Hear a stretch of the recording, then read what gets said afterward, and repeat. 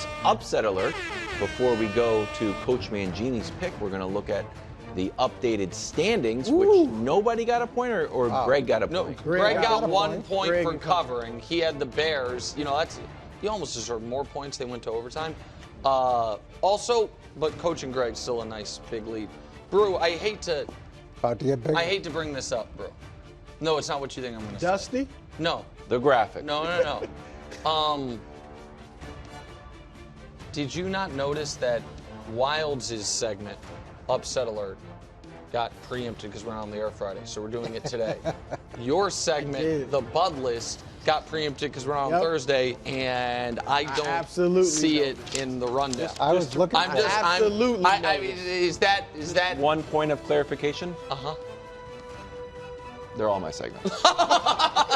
Okay, I just thought that was okay. I'm actually surprised that you didn't have just the beginning of the Bud List, the intro of the Bud List, and then no Bud List, so you could shine with your. Exactly. Okay, sorry. You know what? I don't know what's going on. Wow, a lot of pre-Thanksgiving aggressiveness. You know what? It's because of the score. Once the thing goes up there and it says Bruce in last place. Dusty, do you have the graphic of last, 6 weeks? No, that's like a Trevor Lawrence. Oh, you know, if you look at Bruce's best picks, when he's at his best, he's better than anybody. He's been using that all week. Go ahead. Okay, a lot of inside baseball. I had your back there, Brew. Go ahead. Well, here it is, just to extend the lead even further, and if you want to make some money for Christmas, I'm going with the Carolina Panthers once again to beat the Tampa Bay Buccaneers. Wow, you really don't like. Well, here, what a cutlet! He's on the Giants. Yeah, well, that's what he's doing. He definitely not feeling. So here's the thing: the Carolina Panthers now won 2 out of 3. Okay, they go to the wire with the Kansas City Chiefs. Against Kansas City now, they scored on 75% of their drives. Only 3 teams have done that in the Andy Reid era against the Kansas City Chiefs. They also scored 25-plus points. Only 3 teams this season have done that against the Kansas City Chiefs. They had the most sacks of anybody against the Kansas City Chiefs. Then you get that. Well, but there's that element. You've got Chuba Hubbard. He's 5th in the league in rushing. He's averaging 4.9 yards a carry. But let's talk about where the quarterbacks made progress. And if we can bring up the graphic, this is the early start of his career, and this is him since he's been benched. Okay, so you can see 12.4 versus 23.3. Yards per game's up slightly. TD and interception ratio, passer rating. So he's made improvements from where he was. No, he's gone from unplayable to fine. To maybe. Yeah, that's right. The difference is guys hit at different points. Getting Adam Thielen back, I think, helps him as well. A growth spurt. Tampa Bay is really excited about their huge victory over the Giants, even though they lost 4 in a row before that. So this is prime time, Carolina Panthers. At home. Book it. I don't like that. That'd be a 9-pointer. You looked at Coach's bar. Yeah, Baker won't. Yeah, we said that at the beginning. Yeah, 9-pointer. Coach, I totally disagree with you, but you've been good at this. You've been good. Yeah. Here we go. Where am I from, Wilds? Well, several Who places. knows? Ohio. Cleveland. Okay. Cleveland. All right, I got burned by the Broncos a couple of weeks ago. I picked Atlanta to beat them. But I am picking Cleveland to upset Sean Payton's Broncos. I like this. Jameis's revenge. Now, Sean wasn't that bad to Jameis. All right, he taught him some stuff, and Jameis was actually a dark horse MVP candidate under Sean Payton. But still, it's your former coach. You want to go get some revenge. Yeah. But I think Denver's been reading their press clippings. Uh-oh. They won their last 2 games. I mean, they're talking about Bo Nix. I get it. Maybe it's tongue-in-cheek, but Bo, heck, forget Rookie of the Year. True. How about MVP? All that stuff. They're not ready for that. I don't think they're going to be handling the success well. And Jameis, we know Cleveland has a good defense. We know Myles Garrett can wreck a game. He's got 6.5 sacks in his last 3 games. Extra rest. Had 3.5 against Pittsburgh. Extra rest. And look, I get it. Jameis is always a threat to throw multiple interceptions, if not, and way more than multiple than 2. But he is also a threat to have a really good game. The vibes are great with Jameis. That's true. And that run against Pittsburgh where he scored on that touchdown run, I just think Cleveland, at a team that's not going to make the playoffs, disappointing season, having a quarterback like him will get everybody That's a great juiced pick. up and hyped up to play.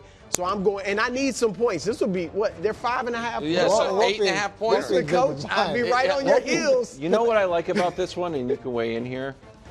It feels like a lot of times because you were down, you're a little bit like the Ravens. You abandon your original game plan and you start trying to take big shots. This one really feels near and dear to your heart, like you really mean it. Sure. Can I just say, Sure, okay. I love the way that you reference old takes to verify new takes. Yeah, true. It's such a Jameis Dark Dark Horse MVP. Well, MVP. Only one everybody person remembers said that. it. You. Yeah, that's correct. All right, Punxsutawney Phil football. Why do they call you Punxsutawney? Wow. Where's all the light? You get light. No, that's the lights are beforehand, bro. But Yeah, I thought you get. no, oh, no, I don't you get specific lights. You do a grandma joke. No, no, You get lights and do a grandma I know, joke. but now I talk about there it being is. There's the light. covered in fur and living in a log. In any event, Titans, who you were just talking about, over the Commanders. I don't hate. Both in the commercial break, both Brew and Coach Mangini are saying, "Ooh, I wouldn't want to play the Titans."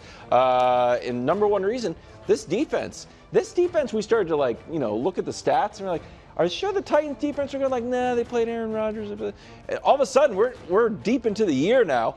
The Titans defense, I think we have to say, is legitimately pretty good. Reason number two, and Coach earmuffs, pumpkin mode here, a little bit. You can call it, a nice term for pumpkin mode is rookie wall. He's a little tired.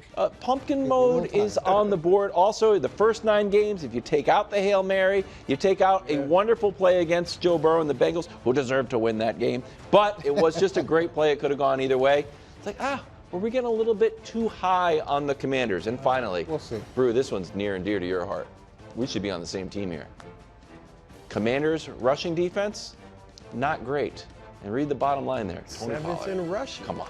He's probably leading the AFC. Is he leading? No, Derrick Henry's in the AFC. Outside of Second in the AFC. outside of Derrick Henry. I think you're on Thanksgiving break. A Tony Pollard game.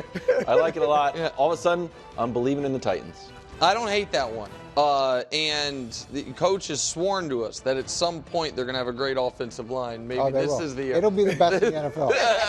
Eventually, It one will day. be, not one day, soon. Yeah, because of Callahan Within- coaching it. Yes. So listen, it certainly have good offensive line coaching. So I'll be honest, I don't hate any of your guys' picks except coaches because he's just got this weird Baker liked bias because old insurance commercials. I No, don't it's understand it. a Carolina Panthers bias. I'm He didn't shocked. like the celebration. I'm at all. shocked none of you guys tried to shoot the moon. I was certain Coach was going to go for a 15-pointer, having the Chiefs get upset by the Raiders. But we'll talk about that more. But Wilds, what's it time for? Oh, wanted it's to- time for Nick's picks. Make some money, fresh off a 2-1 week. Another winning week.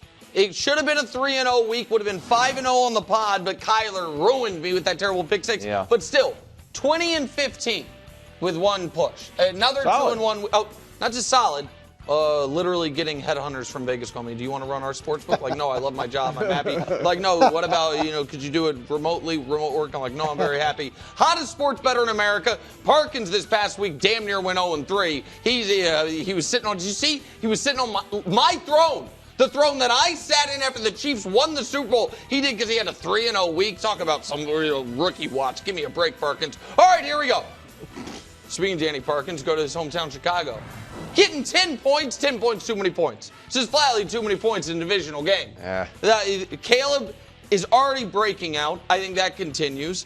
The backdoor cover is going to be available. Or I shouldn't say because the Lions have blown a lot of people out. Yeah. But on a short week, I don't think they're going to have foot to the gas the whole way. I also think the Bears can actually win this game. It's a little too much Detroit smoke from the media, from everyone. And there is also the Jared Goff tiny hands factor is always fumble 6 on the board. Next! Don't love it. Chargers laying 2.5. The Falcons, to me, have been one of the more disappointing teams. I know they're first in their division. I'm still disappointed in their overall performance this year. You thought that finally they were going to have an explosive offense. You've seen bits and pieces of it, but not really. You thought finally the defense wasn't going to be terrible. Nope, defense just can't get to the passer, can't create any havoc plays Coach talks about. The Chargers, angry. Jim Harbaugh, after his brother beat him again this past week, they only have to win by a field goal. I don't love the West Coast teams going east. You guys know that. However, this is a game the Chargers desperately, I don't want to say they have to have, but a game that they, off the loss, want to have. I think they're better than Atlanta. And then last, it is a rule of Nick's picks. If it is Mike Tomlin in a divisional game and I am getting at least a field goal, it is an auto fire. I'm getting 3 points with the Steelers. We know it's going to be close. Yeah. This game is going to be 18-16 or some stupid score that shouldn't exist in football with 5 minutes left. Every single one of these Steelers games plays out the exact same way. I'm getting the 3 points. Pittsburgh just lost. It bounced back. Cincy, meanwhile, the big news out of there this week was, hey, we got ping pong tables. I don't know about that. Ping pong Thanksgiving, a lot of distraction in Cincinnati. I'm getting the better coach, the better defense, and I'm getting 3 points. So Chicago catching 10, the Chargers laying 2.5, the Steelers +3. Feels like a 3-0 week. It's certainly another winning week. There it is, KW.